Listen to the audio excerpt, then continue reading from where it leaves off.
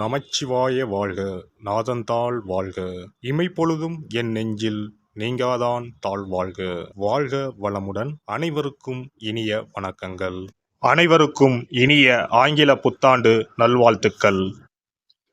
பிறக்கும் இந்த புதிய ஆண்டில் உங்கள் வாழ்வில் மிகுந்த சந்தோஷமும் வளமும் பெற்று புதிய இலக்குகள், புதிய வாய்ப்புகள், புதிய வெற்றிகளுடன் இந்த 2024ஆம் ஆண்டு அமைய எல்லாம் வல்ல இறைவனை வேண்டி விரும்பி கேட்டுக்கொள்கிறேன்.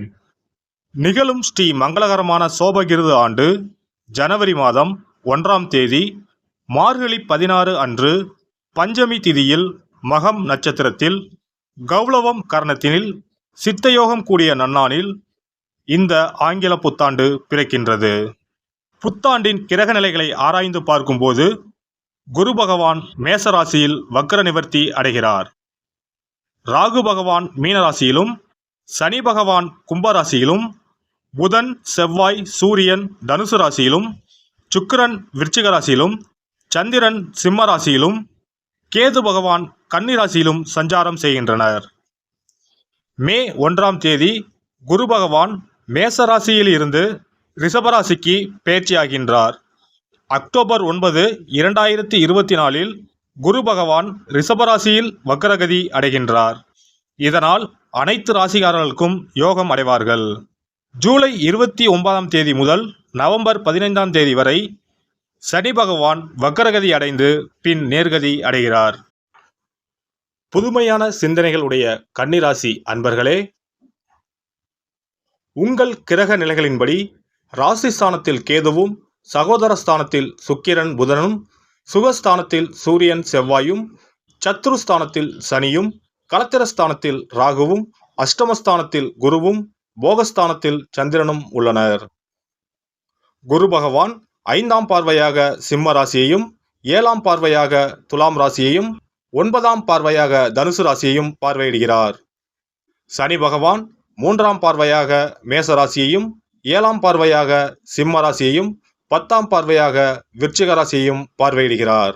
பிறக்கின்ற ஆங்கில வருட புத்தாண்டில் இருக்கக்கூடிய கிரகநிலையின் அமைப்புக்கு ஏற்ப வாழ்க்கையில் இனி வரப்போகின்ற நாட்களில் ஏற்படும் சுபம் மற்றும் அசுப பலன்கள் என்ன என்பதை அறிந்து கொள்வோம். மனதில் தைரியம் உண்டாகும், பேச்சுக்களில் ஆளுமை திறன் மேம்படும், குறுகிய தூர பயணங்களால் விருப்பம் நிறைவேறும், எதிராக இருந்தவர்கள் விலகிச் செல்வார்கள், எந்த ஒரு செயலிலும் சிந்தித்து செயல்படுவது நல்லது, நுண்கலைகளில் புதுமைகளை ஏற்படுத்துவீர்கள், அரசு வழியில் ஒத்துழைப்பு ஏற்படும், பணிபுரியும் இடத்தில் ஆதரவு கிடைக்கும், இணைய வர்த்தகத்தில் சிந்தித்து செயல்படவும், திறமைக்கு உண்டான உயர்வு கிடைக்கும், உடன் பிறந்தவரிடம் அனுசரித்து செல்வது நல்லது, புதிய வீடு கட்டுவது சார்ந்த சிந்தனைகள் மேம்படும், செங்கல் மற்றும் மணல் விற்பனையில் லாபம் அதிகரிக்கும், உறவினர்களின் எண்ணங்களை புரிந்து கொள்வீர்கள், வித்தியாசமான சிந்தனைகளும் அதற்கான முயற்சிகளும் அதிகரிக்கும், கடன் சார்ந்த நெருக்கடிகள் குறையும், பணி நிமித்தமான பயணங்கள் கைகூடும், சூழ்நிலைகளுக்கு ஏற்ப அனுசரித்து செல்லவும்.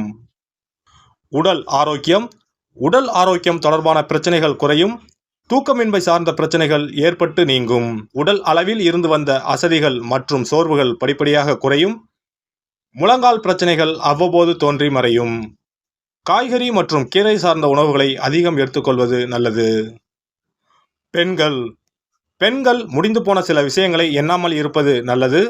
முயற்சிக்கு ஏற்ப முன்னேற்றமான வாய்ப்புகள் அமையும், தன வரவுகள் தாராளமாக இருக்கும், பூர்வீக சொத்துக்களின் வழியில் அலைச்சல்கள் ஏற்படும், கணவன் மனைவிக்கு இடையே அனுசரித்து செல்லவும், குழந்தைகளின் எண்ணங்களை புரிந்து கொள்வதற்கான தருணங்கள் உண்டாகும்.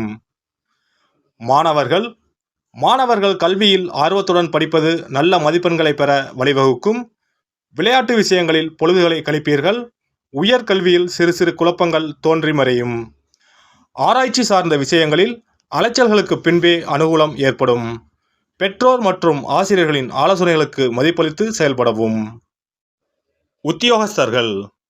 உத்தியோக பணிகளில் ஆதாயமான சூழல் உண்டாகும், முயற்சிக்கு ஏற்ப வருவாய் உயர்வு அமையும், உபரி வருமான முயற்சிகள் கைகூடி வரும், தற்பெருமைக்காக செலவு செய்வதை குறைத்து கொள்ளவும், நெருக்கமானவர்களிடம் எதிர்பார்த்த சில உதவிகள் கிடைக்கும், உயர் அதிகாரிகளிடம் எதிர்பார்த்த சில அனுகூலமான வாய்ப்புகள் உண்டாகும்.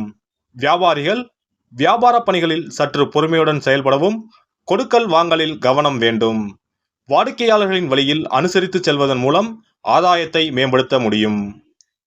அபிவிருத்திக்கான செயல்களில் ஆலோசனை பெற்று மேற்கொள்ளவும் இடமாற்ற சிந்தனைகள் மனதளவில் மேம்படும். வங்கி கடன்கள் சிறு தாமதத்திற்கு பின்பே கிடைக்கும். கலைஞர்கள் கலைத்துறையில் அனுகூலமான சூழல் ஏற்படும். வரவேண்டிய வரவுகள் காலதாமதமாக கிடைக்கும். சஞ்சலமான சிந்தனைகளால் குழப்பம் உண்டாகும். மூத்த கலைஞர்களின் ஆலோசனைகள் நல்ல மதிப்பையும் மரியாதையும் ஏற்படுத்தி கொடுக்கும். சக கலைஞர்களிடம் அனுசரித்து செல்வது பகைமையை தவிர்க்கும். அரசியல்வாதிகள் குதர்க்கமான சிந்தனைகளை குறைத்துக் கொள்வது நல்லது. வழக்கு விஷயங்களில் பொறுமையுடன் செயல்படவும். நெருக்கமானவர்களின் மூலம் புதுவிதமான கண்ணோட்டமும் அனுபவமும் ஏற்படும். மற்றவர்களின் எண்ணங்களை அறிந்து செயல்படுவதால் நல்ல மதிப்பும் நற்பலனும் கிடைக்கும்.